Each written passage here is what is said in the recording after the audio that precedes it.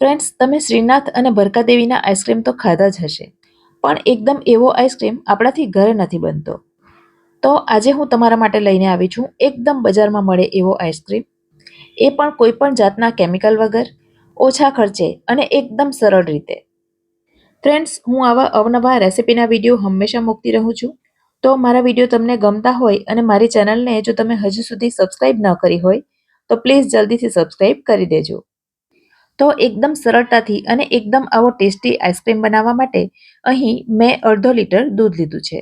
આ ફૂલ fat milk છે અને ભેંસનું દૂધ છે. હવે આ દૂધમાંથી અડધા કપ જેટલું દૂધ આપણે પહેલા અલગ કરી લઈશું અને બાકીનું જે દૂધ છે એને એક જાડા તળિયાવાળા વાસણમાં ગરમ થવા માટે મૂકી દેવાનું. હવે જે અડધો કપ ભરીને અલગ દૂધ આપણે રાખ્યું છે એમાં 2 ટેબલસ્પૂન ભરીને કસ્ટર્ડ પાવડર ઉમેરીશું. અહીં આઈસ્ક્રીમ બનાવતી વખતે આપણે એવી વસ્તુઓનો ઉપયોગ કરવાના છીએ જે બધે સરળતાથી મળતી જ હોય છે. હવે 2 ટેબલસ્પૂન ભરીને લીધો છે મિલ્ક પાવડર. એકદમ ક્રીમી ટેક્સચર અને ટેસ્ટ માટે મિલ્ક પાવડર ઉમેર્યો છે. હવે બધું એકદમ લમ્સ ફ્રી થાય ત્યાં સુધી મિક્સ કરી લેવાનું અને આ બધું ઠંડા દૂધમાં જ ઉમેરવાનું. જો ગરમ દૂધમાં ઉમેરીશું તો એમાં ગાંઠા પડી જાય છે. તો આ રીતે બધું એકદમ સ્મૂથ થાય ત્યાં સુધી મિક્સ કરી લેવાનું. આ તરફ આપણે જે દૂધ ગરમ થવા માટે મૂક્યું એમાં ઉભરો આવી ગયો છે. હવે ફ્રેન્ડ્સ, આ હું તમને એટલી સરળ રીત બતાવું છું કે જેમાં દૂધને વધારે પડતું ઉકાળવાની કોઈ જ જરૂર નથી.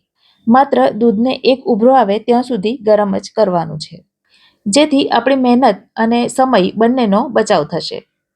હવે કસ્ટર્ડ પાવડર અને મિલ્ક પાવડર વાળું જે દૂધ છે એને પહેલા તો મિક્સ કરી દેવાનું અને ત્યાર પછી થોડું થોડું કરીને સાદા દૂધમાં ઉમેરતા જવાનું. એક તરફ બીજા હાથે ચમચાથી હલાવતા પણ જવાનું. કસ્ટર્ડ છે માટે ગરમ દૂધમાં જઈને ઘટ થશે, તો નીચે ચોંટે નહીં એના માટે હલાવતા પણ રહેવાનું. હવે કસ્ટર્ડ વાળું દૂધ મિક્સ કર્યા પછી થોડી વાર માટે આપણે એને હલાવીશું, કારણ કે તો જ કસ્ટર્ડ સરસ રીતે ચડી જશે અને ખાતી વખતે કાચો નહીં લાગે. આ રીતે સાઈડ ઉપર મલાઈ જે ચોંટે એને ઉખાડતા જવાનું અને દૂધમાં મિક્સ કરતા જવાનું. અને તમે જોઈ શકો છો દૂધ સારું એવું ઘટ્ટ થઈ ગયું છે. તો હવે આપણે એમાં ખાંડ ઉમેરીશું. તો અહીં મેં 1/4 કપ ભરીને ખાંડ ઉમેરી છે અને વજનમાં એ 150 ગ્રામ છે. ખાંડ આના કરતાં વધારે કે આના કરતાં ઓછી ક્યારે ઉમેરવાની એ હું તમને આગળ જણાવીશ. ખાંડ ઉમેરીશું એટલે એનું થોડું પાણી થશે, જેના કારણે બેટર થોડું ફરીથી લિક્વિડી થશે. હવે આજે આપણે કેસર પિસ્તા ફ્લેવરનો આઈસ્ક્રીમ બનાવી રહ્યા છીએ. તો અહીં ચપટી કેસરને મેં અગાઉથી ગરમ દૂધમાં પલાળીને રાખ્યું હતું, તો એ ઉમેર્યું છે. તો એ પણ સરસ રીતે મિક્સ કરી લેવાનું.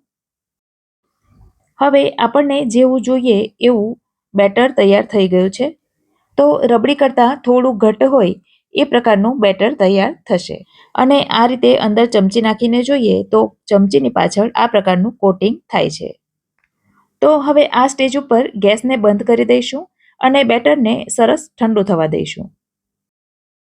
તો હવે બેટર સરસ ઠંડુ થઈ ગયું છે અને એની કન્સિસ્ટન્સી તમે જોઈ શકો છો, થોડી ઘટ્ટ થઈ છે.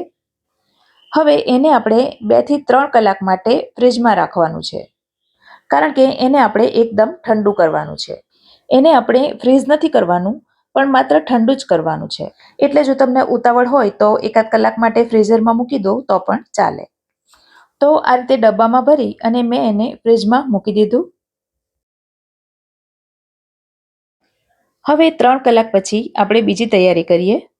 તો અહીં મેં વ્હિપ ક્રીમ લીધું છે. કેકના ડ્રેસિંગ માટે જે વપરાય છે એ જ આ વ્હિપિંગ ક્રીમ છે. પણ જો તમારી પાસે વ્હિપ ક્રીમ ન હોય તો એના બદલે અમૂલનું જે આ ફ્રેશ ક્રીમ આવે છે એ પણ તમે લઈ શકો છો.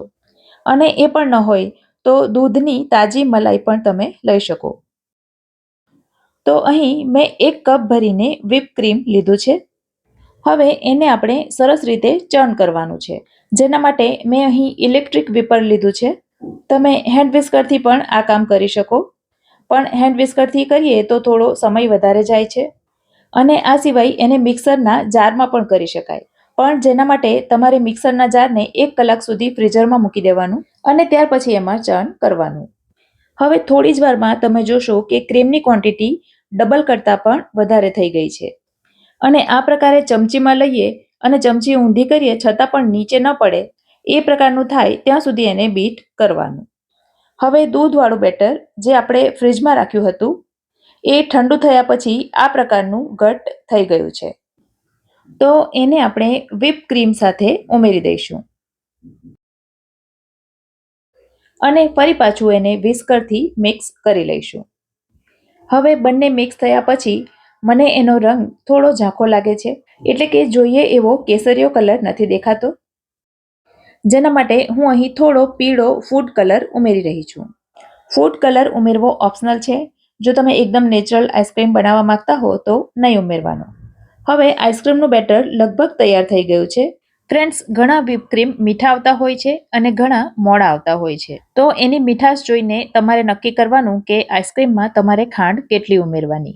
જો તમારું whip ક્રીમ એકદમ મોડું હોય તો પોણો કપ કરતાં થોડી વધારે ખાંડ ઉમેરવાની, અને જો વધારે પડતું ગળ્યું હોય તો પોણા કપ કરતાં થોડી ઓછી ખાંડ ઉમેરવાની. તો હવે આઈસ્ક્રીમના બેટરને એક એરટાઇટ ડબ્બામાં ભરી દેવાનું. અને હવે કેસર પિસ્તાના આઈસ્ક્રીમમાં આપણે કેસર તો ઉમેર્યું, પણ પિસ્તા ઉમેરવાના હજી બાકી છે. માટે પિસ્તાના ટુકડા થોડા ઉમેરીને આઈસ્ક્રીમની અંદર મિક્સ કરી લેવાના. ત્યાર પછી ગાર્નિશિંગ માટે ઉપરથી પણ થોડા પિસ્તાના ટુકડા મૂકી દેવાના. હવે આ ડબ્બો તો એરટાઇટ છે, પણ છતાં પણ એને આપણે ફોઇલ પેપરથી કવર કરી દઈશું, જેથી બરફના ક્રિસ્ટલ આઈસ્ક્રીમમાં નહીં જામે. અને ત્યાર પછી ડબ્બો બંધ કરી આઈસ્ક્રીમને સેટ થવા માટે મૂકી દઈશું. સેટ થવા માટે આઈસ્ક્રીમને ફ્રીઝરમાં 7 થી 8 કલાકનો સમય આપવાનો, અથવા તો ઓવરનાઇટ મૂકી દેવાનું. તો મેં ઓવરનાઇટ આઈસ્ક્રીમને ફ્રીઝરમાં રાખ્યો હતો અને હવે એને હું ખોલી રહી છું. અને આઈસ્ક્રીમ સરસ રીતે જામી ગયો છે. તો હવે એને સર્વ કરીએ. તો ખૂબ જ સરસ એકદમ ક્રીમી આઈસ્ક્રીમ બનીને તૈયાર થયો છે. એમાં જરા પણ બરફના ક્રિસ્ટલ નથી, એકદમ સોફ્ટ, અને કોઈ કહી પણ નહીં શકે કે આ ઘરે બનાવેલો છે. તો વિડીયો તમે ધ્યાનથી જોયો હશે અને બધી ટિપ્સને તમે બરાબર ફોલો કરશો તો તમારો આઈસ્ક્રીમ પણ એકદમ જોરદાર બનશે. ફરીથી ઉપરથી પિસ્તાની કાતરી ભભરાવી એને સજાવી દેવાનો. રેસીપી જો ગમી હોય તો વિડીયોને લાઇક કરજો અને તમારા સર્કલમાં શેર કરજો. તો ફરી મળીશું આવી જ એક નવી રેસીપી સાથે. ત્યાં સુધી મને રજા આપો. આવજો.